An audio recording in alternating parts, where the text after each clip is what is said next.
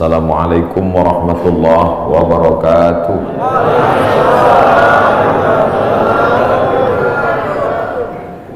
Alhamdulillahilladzi ahyana ba'da ma amatana wa ilaihin nusyur. Wassalatu wassalamu ala asyrafil anbiya wal mursalin sayyidina wa maulana Muhammadin wa ala alihi wa sahbihi wa man tabi'ahu ila yaumiddin. Yang sama-sama kita hormati Bapak Jenderal Manajer PT Antam beserta seluruh keluarga besar PT Antam, bapak-bapak, ibu-ibu, hadirin hadirat, tak dapat saya sebut satu persatu. Insya Allah semua jamaah fardu subuh ini dimuliakan Allah Subhanahu wa Ta'ala. Amin ya rabbal alamin. Kita sudah masuk pada tanggal 17 Rajab. Artinya kita hanya ada waktu 13 hari lagi berada di bulan haram. Haram artinya mulia. Minal masjidil haram, dari masjid yang mulia. Ini tanah haram, berarti tanah mulia. Masjidil haram, masjid mulia. Tanah haram, tanah mulia. Khamar haram, artinya khamar kalau diminum menghilangkan kemuliaan, itu maka disebut haram. Ya, nanti ketika pulang dari Makkah anaknya nanya, "Ma, kemarin sholatnya di mana?" Masjidil Haram. Artinya apa? Jangan tanya-tanya. Dari dulu memang udah gitu. Haram diambil dari kata hurmatun, kehormatan, kemuliaan. Orang kalau sudah hilang harga diri, harkat, martabat, kehormatan, kemuliaan tak dipandang, maka disebut zina itu haram, khamar itu haram, judi itu haram. Karena kalau ketahuan orang melakukannya, hilanglah kehormatan, harkat, martabat dirinya. Mudah-mudahan kita diselamatkan sampai anak cucu kita dari yang haram-haram. Bulan haram, bulan yang dipilih Allah Ta'ala untuk memuliakan dirinya. Waktu yang paling mulia waktu subuh. Siapa yang memilih waktu subuh ini? Allah. Tidak bisa ada manusia di atas muka bumi ini memilih waktu untuk memuliakan Allah dengan cara dia. Tak bisa. Waktunya Allah yang milih. Caranya Allah yang mengajarkan. Nabinya dia yang mengirim. Malaikatnya dia yang mengutus. Siapa malaikatnya? Jibril alaihissalam. Wahyunya Allah yang membawa Al-Quranul Karim dan sunnah Rasulullah SAW. Nabinya Muhammad sallallahu alaihi wasallam. Waktunya minha arba'atun hurum, ada 4 bulan yang mulia. Salasun mutawaliyatun, 3 bulan berturut-turut. Zulqa'dah, Zulhijjah, Muharram. 1 terpisah, ma baina Jumada wa Sya'ban, terletak antara bulan Jumadil Akhir dan Sya'ban. Itulah dia disebut dengan bulan Rajab. Makanya Nabi berdoa khusus bulan Rajab, Allahumma barik lana fi Rajab wa Sya'ban, berikan kami berkah di bulan Rajab dan bulan Sya'ban. Wa ballighna Ramadan, sampaikan kami ke bulan Ramadan. Ketika saya berdoa minta Rajab, bapak-bapak mengaminkan. Ada ibu-ibu satu diam aja. Ibu kenapa enggak mengaminkan? Saya sudah dapat Rajab. Rupanya nama suaminya Pak Rajab. Rajab artinya tarjib. Tarjib. Tarjib artinya ta'zim. Ta'zim artinya agung, tinggi, hebat. Bulan Rajab bulan yang tinggi, bulan yang hebat, yang dipilih oleh Allah Subhanahu wa Ta'ala. Amal yang paling afdal di bulan Rajab adalah amal yang paling mulia. Apa amal yang paling mulia? As-sawmu li wa ana ajzi bihi. Puasamu itu untukku, aku yang memberi balasannya. Maka paling afdal, paling bagus bulan Rajab ini adalah puasa. Dan hari ini kita jatuh pada hari Kamis. Siapa yang puasa hari ini, maka dia dapat 3. Saya niat puasa qadha hari ini, kata ibu, kata bapak, otomatis dia dapat 3. 1, qadha-nya lunas. 2, dapat pahala puasa Kamis. 3, dapat pahala puasa sunat Rajab. Saya tak bisa Pak Ustadz. Kenapa? Tadi nggak niat. Kamis depan, mudah-mudahan masih hidup.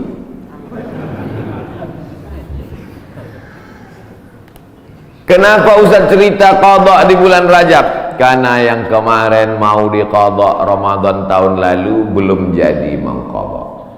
Faman kana minkum maridan, siapa yang sakit, au ala safarin, atau musafir, fa iddatum min ayyamin ukhar, ganti di hari yang lain. Ramadan kemarin ada tinggal puasanya, ketika mau diganti di bulan Syawal tidak jadi. Pernah pas mau diganti tidak jadi. Kenapa? Kue hari raya nggak habis-habis. Mau diganti di bulan Zulqa'dah tak sempat. Di bulan Zulhijjah mau diganti, daging kurban tak habis-habis. Kaki sapi 1 ekor dalam freezer. Akhirnya inilah kesempatan paling hebat kalau mau mengganti puasa. Tapi kalau cerita masalah ganti puasa pasti ingatnya ibu-ibu. Karena yang hamil ibu-ibu, yang menyusukan anak ibu-ibu. Makanya Ustadz selalu mengatakan ibu-ibu, kalau mau ganti bulan puasa yang tinggal kemarin, bagusnya di bulan Rajab.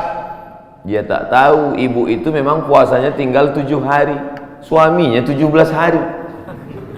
Ternyata bapak-bapak juga punya hutang puasa.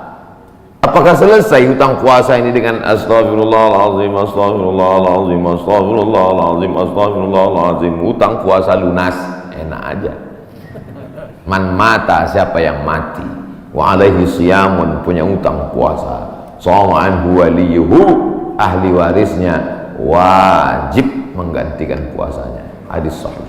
Tidak bisa diganti dengan istighfar. Tidak bisa diganti usolli sunata taubat rakaataini lunas 60 hari lillahi ta'ala. Nggak bisa guys. Nah, oleh sebab itu maka puasa yang tinggal kemarin mesti diqadha.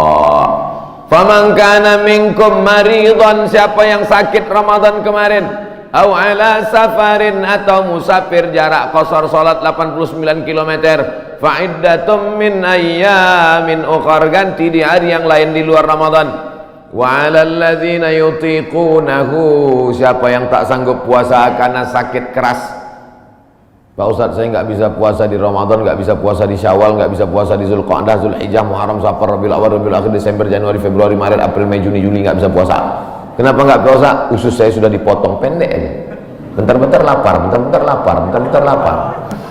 Sampai mati nggak bisa, atau kena penyakit mah akut, atau kena diabetes mellitus akut, atau kena jantung akut, atau apapun sebabnya, atau kena tua renta 70-80 nggak bisa puasa, fa'iddatu min ayamin ukhar, bagi yang musafir dan sakit. Tapi bagi yang nggak sanggup sampai mati, fidyatun ta'amu miskin, bayar fidyah, makan 1 hari fakir miskin.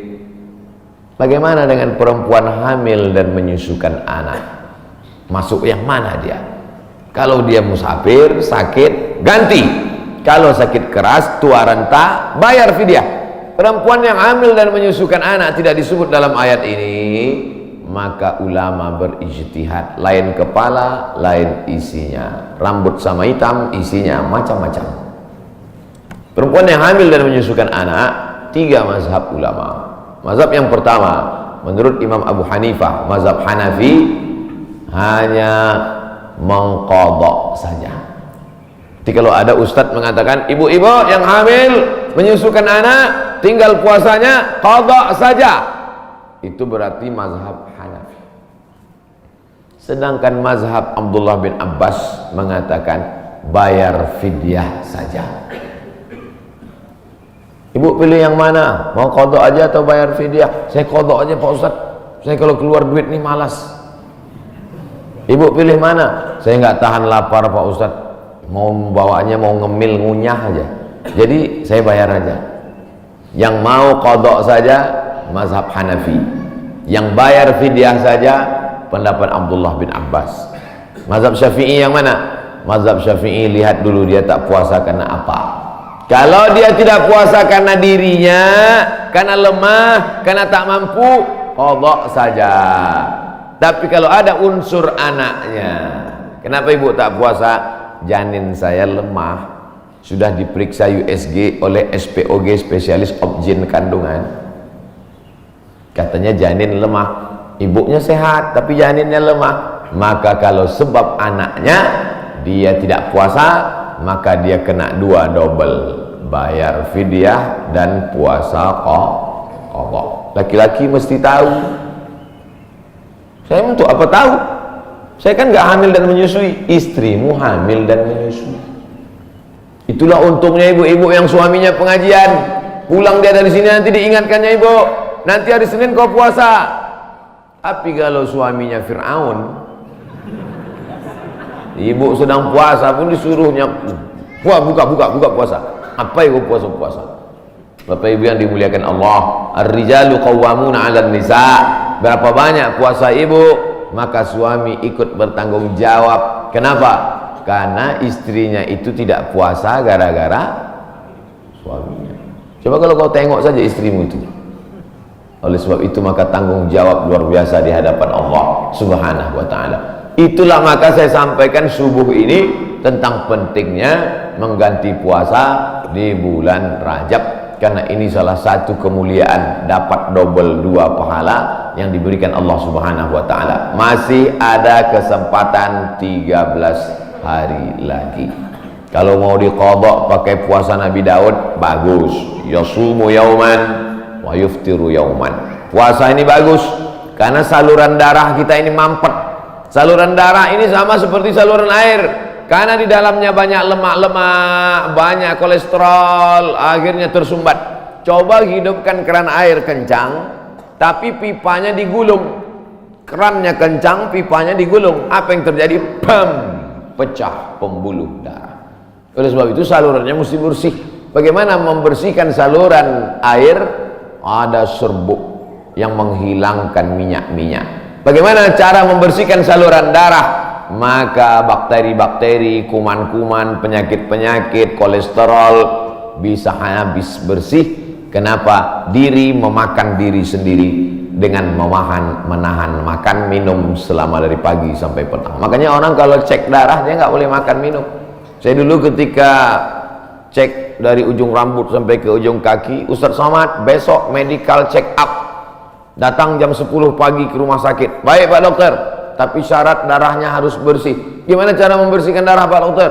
Dari pagi sampai cek darah jangan makan berat, jangan sampai masuk nasi uduk, ayam penyet, ayam patah, ayam mati, ayam supaya darahnya bersih. Baru saya paham, rupanya membersihkan darah dengan tidak memasukkan makanan. Tapi itu bonus dari Allah. Dengan banyak puasa tubuh sehat, dengan banyak puasa badan sehat, dengan banyak puasa tidak ada kolesterol darah tinggi, diabetes mellitus dan kawan-kawannya. Dengan banyak puasa, banyak perempuan-perempuan sekarang rajin puasa, niatnya bukan lillahi ta'ala, diet ta'ala. Itu diet, itu bonusnya, hadiah dari Allah Subhanahu wa ta'ala. Tetapnya niatnya tetap nawaitu shauma qadha'in, saya berniat besok puasa qadha lillahi ta'ala. Adik-adik mahasiswa, mahasiswi bagus banyak puasa, hemat belanja. Bagus puasa. Wa antasumu khairul lakum, dengan banyak puasa itu lebih baik bagimu, begitu kata Allah Subhanahu wa ta'ala. Habis bulan Rajab, saya nggak bisa puasa Pak Ustaz. Kenapa kau tak bisa puasa? Dokter ngasih tahu Bapak jangan puasa, kalau puasa mati. Jangan puasa. Ngadu si bapak ke ibu, Bu, tadi dokter ngasih tahu saya nggak boleh puasa. Kenapa Bang? Karena kalau puasa mati. Abang mati aja lah. Tak boleh pilih mati. Kalau pilih dua, antara sakit atau mati, tidak boleh pilih mati. La tulqu bi aidikum ila tahlukah. La tulqu bi aidikum ila tahlukah. Jangan jerumuskan dirimu ke dalam kebinasaan. Maka jangan memilih mati daripada puasa. Kita diberi keringanan oleh agama Islam. Saya mau mengisi bulan ini Pak Ustadz, tapi puasa nggak sanggup. Banyak-banyak sholat sunnah. Sholat sunat wudhu. Usolli sunnatal wudhu raka'ataini lillahi ta'ala. Bilal, sini. Ada apa ya Rasulullah? Sami'tu dafana alaika baina yadayya fil jannah. ku dengar suara gesekan sendalmu dalam surga. Bilal, kedengaran suara sendalnya dalam surga. Kresek, kresek, kresek, kresek, kresek. Sendal kalau digesekkan ke tanah berbunyi kresek, kresek. Apalagi sendal baru. Bilal, aku dengar suara gesekan sendalmu dalam surga. Apa amalmu Bilal? Kata Bilal, aku tidak pernah meninggalkan sholat sunat wudhu. Habis wudhu, sholat sunat wudhu 2 rakaat. Bagi yang biasa pakai usolli sunnatal wudhu.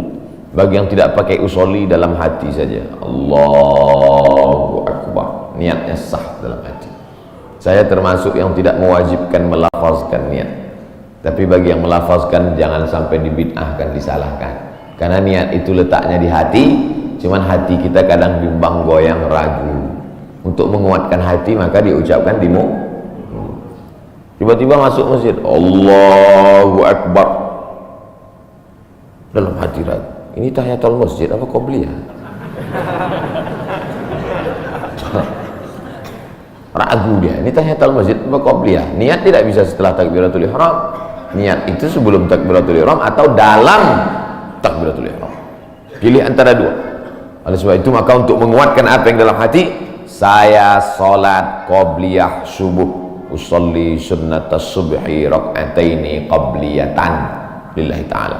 Saya tadi masuk sudah azan, waktu hanya cukup 2 rakaat. Pilih mana? Kalau cepat datangnya tahiyatul masjid dulu, setelah tahiyatul masjid baru qabliyah. Tapi kalau datangnya lambat, qabliyah. Karena kalau tahiyatul masjid nggak dapat qabliyah, tapi kalau qabliyah automatically dapat tahiyatul masjid. Tapi jangan gara-gara ini lambat terus datangnya. Nah, Ustaz Somad pandai ceramah aja nyuruh cepat datang. Ustaz sendiri lambat datang, sengaja lambat. Karena kalau cepat banyak yang minta foto. Nah, oleh sebab itu yang paling afdal adalah cepat-cepat datang ke masjid. Allahumma ftahli abwaaba rahmatik. Bukakan untukku pintu rahmatmu. Mau keluar masjid, doanya sudah ditulis di pintu. Allahumma inni as'aluka min fadlik. Ini hebatnya masjid PT Antam, doanya ditulis di pintu. Banyak juga di masjid lain doanya ditulis di lampu running text. Pas lampunya mati, doanya hilang. Nah, ini bagus, tulis. Jadi jamaah bisa ngelihat. Pas mau masuk, Allahumma inni Allahumma ftahli abwaaba rahmatik. Bukakan untukku pintu-pintu rahmatmu ya Allah. Sampai ke dalam tahiyatul masjid, usolli sunnatan tahiyatul masjid raka'ataini lillahi ta'ala. Idza dakhala ahadukumul masjid, kalau kamu masuk masjid fala yajlis, jangan duduk hatta yusolli raka'ataini, sampai salat sunat 2 rakaat. Tahiyatul masjid, qabliyah, ba'diyah, salat sunat wudu, salat sunat du'a, salat sunat isyraq, salat sunat awabin, salat sunat tasbih. Perbanyak salat sunat. Saya semua udah Pak Ustaz. Apa yang belum? Salat sunat mutlak. Ada salat sunat yang terikat waktu, du'a. Ada salat sunat yang terikat momen, tahiyatul masjid. Ada salat sunat yang tidak terikat apa-apa. Salat sunat aja 2 rakaat, nggak ada angin, nggak ada hujan, sholat sunat yang 2 rakaat. Kau sholat sunat apa tadi? Sholat sunat aja 2 rakaat. Mana ada sholat sunat aja? Sholat sunat tidak terikat dengan apapun, namanya mutlak. Mutlak artinya lepas, tidak terikat dengan apapun. Syukur kepada Allah Subhanahu wa ta'ala. Suatu ketika Nabi bertamu ke rumah sahabat. Sampai di rumah sahabat dikasih makan, dikasih minum, dijamu dengan jamuan luar biasa. Setelah itu dia sholat sunat 2 rakaat. Sholat sunat apa namanya? Kan nggak mungkin usolli sunnatan 2 rakaat karena sudah dikasih makan enak lillahi ta'ala. Nggak ada. Makanya kita kadang sholat sunat aja 2 rakaat sebagai ungkapan syukur kepada Allah. Cara bersyukur subhanallah, betul. Cara bersyukur berzikir banyak sholawat, betul. Tapi syukur yang paling bagus adalah dengan sholat. Sholat sunat aja 2 rakaat. Aku sholat sunat 2 rakaat karena bersyukur kepada engkau atas nikmat yang begitu hebat, yang begitu banyak. Abang tadi sholat sunat? Iya. Sholat sunat apa? Syukur. Hari ini kau enggak? Lauknya enggak enak.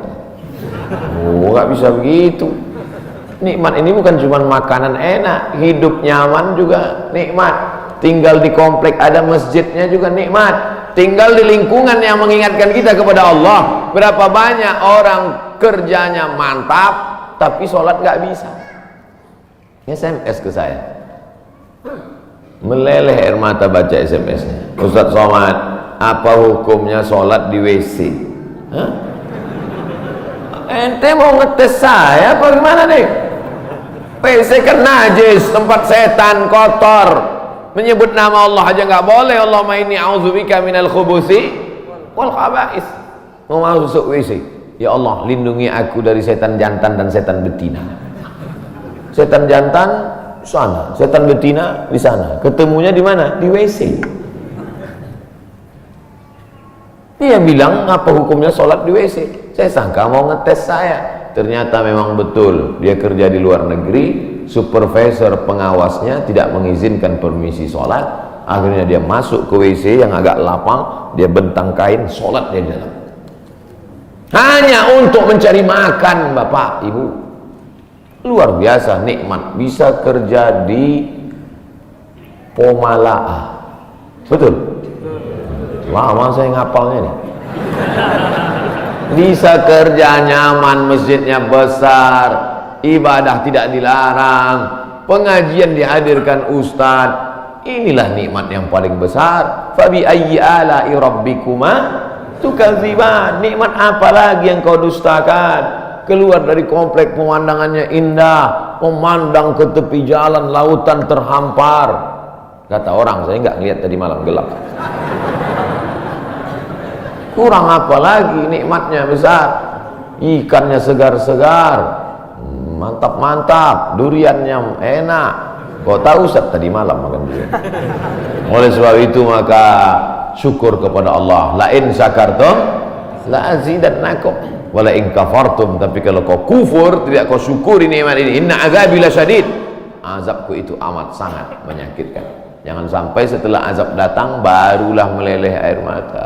Astagfirullah. Di rumah sakit terbaring, disuapkan sama istrinya bubur jagung. Dulu waktu sehat kemana aja. Kalau ada orang udah sakit baru petik tasbih, biasa.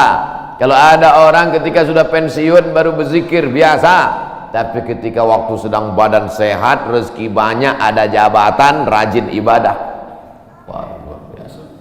Nih masyarakat PT Antam nih luar biasa, betul. Tapi yang datang nih memang masyarakat lingkungan sini. Alhamdulillah. Karena saya pernah juga ceramah di komplek usaha. Ketika masih kerja aktif ke masjid baru luar biasa. Selesai ceramah juga saya, mohon maaf Pak Ustadz, yang datang tadi masyarakat dari luar. Bapak Ibu yang dimuliakan Allah Subhanahu wa taala. Ini kenikmatan ini kalau dicabut oleh Allah Subhanahu wa taala, Allah itu luar biasa.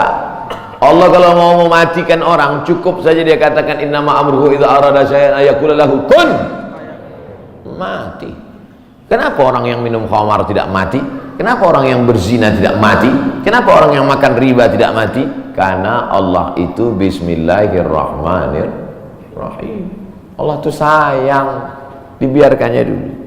Malaikat itu sudah gergetan, malaikat mau cabut aja gitu. Jangan, kata Allah Ta'ala, jangan, biarkan dia mabuk-mabuk dulu, biarkan. Nanti baru kau celupkan dia ke neraka jahanam. Innallaha la yumli lidzalim. Allah sengaja mengulur kepada orang-orang yang zalim itu. Orang-orang yang zalim, yang aniaya terhadap dirinya, yang berzina, yang minum khamar, yang mabuk, yang makan riba, yang biarkan dia, biarkan. Sampai apa? Sampai dia bertobat. Kalau tidak juga, hatta idza akhadhahu lam yuflithu, sehingga Allah menurunkan azab tidak tanggung-tanggung, langsung.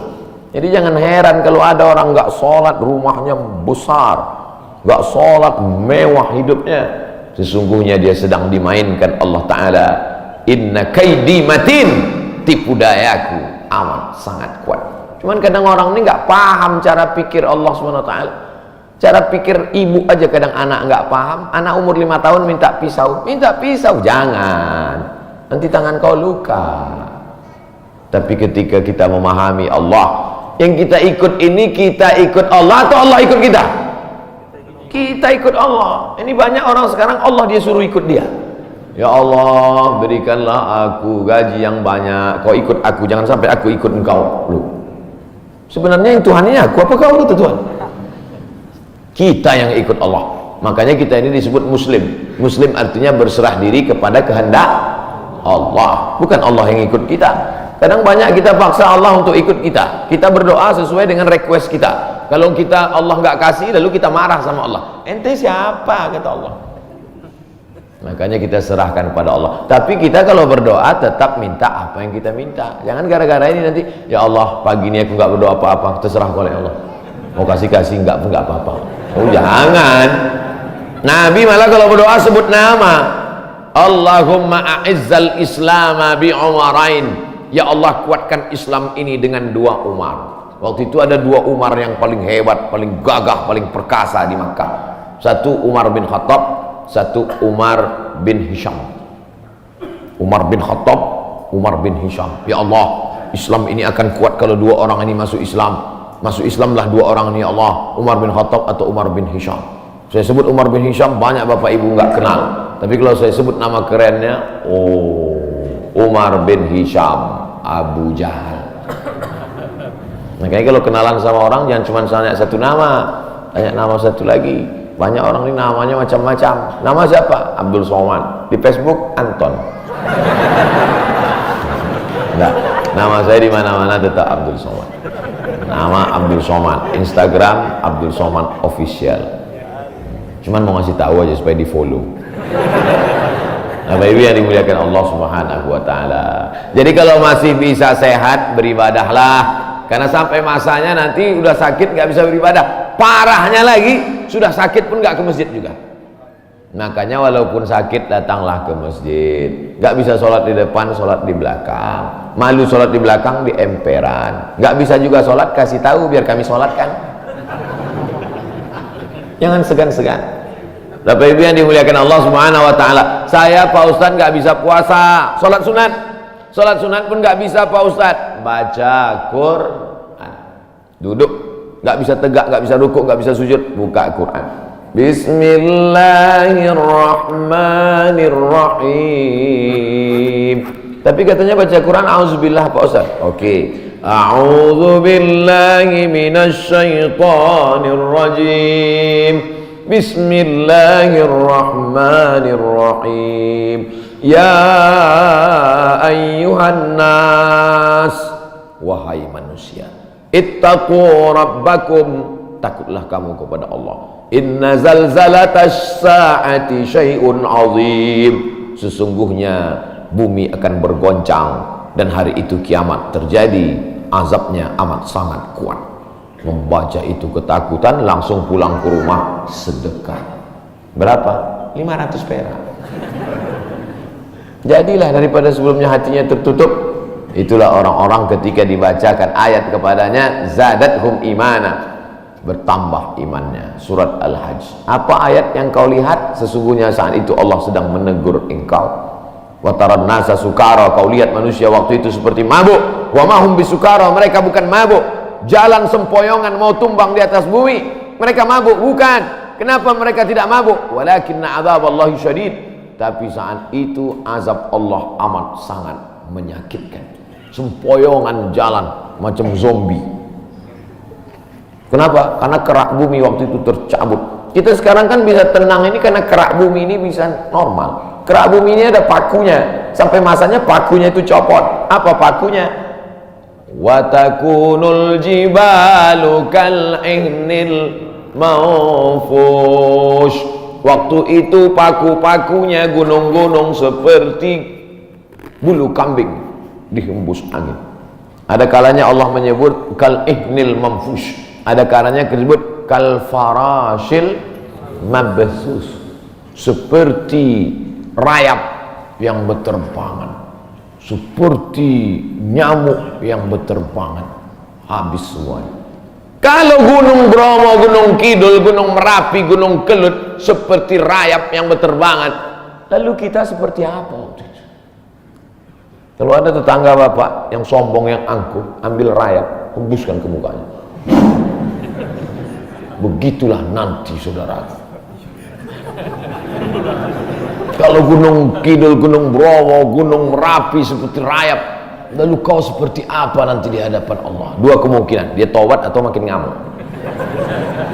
Kita ini nggak ada apa-apanya. Yang disombongkan itu apa? Yang diangkuhkan itu apa? Maka mesti banyak-banyak ibadah. Itu yang akan dibawa menghadap Allah Subhanahu wa Ta'ala. Tadi malam ada yang ngirim ke grup WhatsApp percakapan antara ayam dan anaknya.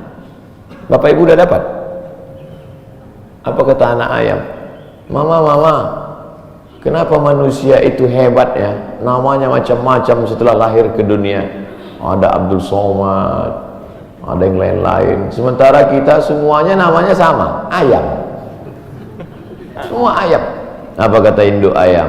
Gak apa-apa nak, mereka memang namanya mantap-mantap, tapi sesudah mati semuanya namanya satu, mayat. Beda sama kita. Kita memang ayam, tapi setelah kita mati ada ayam panggang, ada ayam goreng, ada ayam.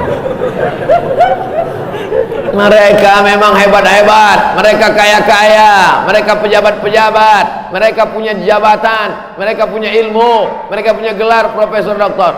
Tapi setelah mereka mati, tidak ada yang mendatangkan manfaat, semuanya menjadi mayat. Beda dengan kita. Kita setelah mati mendatangkan manfaat, mengenyangkan perut. Ulaika kal an'am, mereka itu seperti binatang. Balhum adal, bahkan lebih hina daripada binatang. Makanya kalau tidak karena ibadah, apa beda kita dengan ayam? Bukan hadis, dapat di grup WhatsApp. Saudaraku yang dimuliakan Allah Subhanahu wa Ta'ala, bedakan dirimu dari binatang dengan apa? Dengan ibadah. Cerita tentang ibadah, apakah ayam itu tidak bertasbih? Ayam itu ketika sedang mengeram, coba lihat lidah ayam sedang mengeram, semuanya bertasbih. Bertasbih. Nabi mencabut pelepah korma, menusukkan pelepah korma di makam. Sahabat bertanya, kenapa kau tusukkan pelepah korma itu ya Rasulullah? La'allallaha an yukhaffifa 'adzabahuma ma lam yaybasa. Selama pelepah korma itu basah, maka orang yang ada di kubur diringankan azabnya. Kenapa? Karena pelepah korma bertasbih. Tapi jangan gara-gara ini nanti bapak meninggal minta surat wasiat, tanamkan 3 batang korma di atas kuburku. Nabi sedang ingin mengajarkan bahwa pelepah korma bertasbih. Planet-planet bertasbih. Neptunus, Merkurius, Pluto, Mars bertasbih. Mana buktinya? Ketika kita melihat petir menggelegar, apa ucapan dari mulut? Subhana man yusabbihu bihir ra'du wa bihamdi. Maha suci Allah, yang planet-planet pun bertasbih mengagungkan Allah. Lalu kita apa? Makanya yang tak sanggup baca Quran, saya Pak Ustaz nggak bisa baca Quran. Asal baca Quran mata meleleh Pak Ustaz. Meleleh menangis karena takut atau nggak nampak lagi titiknya Pak Ustaz.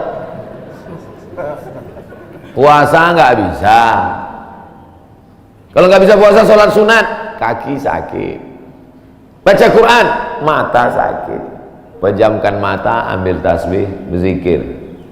Afdalul zikri fa'lam annahu la ilaha illallah, la ilaha illallah. 100 kali. Dikit kali 100 kali Pak Ustaz, 1000 kali. La ilaha illallah. Baca sholawat, istighfar 1000 kali. Salawat 1000 kali, la ilaha illallah 1000 kali. Isi hari-hari bulan Rajab ini dengan kemuliaan. Belum tentu bulan Rajab tahun depan kita masih hidup. Saya insya Allah hidup, Bapak Ibu nggak tahu. Yakin sekali Ustaz Somad ini. Mati jangan dicari, tapi kalau dia datang kita tidak akan bisa lari. Ainama takunu yudrikumul maut. Dimanapun kau berada, mati akan datang menghampirimu. Walau kuntum fi burujim musyayyadah, walaupun kau berada di dalam tembok yang sangat kokoh. Dulu orang Arab kafir musyrik dibuatnya tembok, masuk dia ke dalam, sembunyi.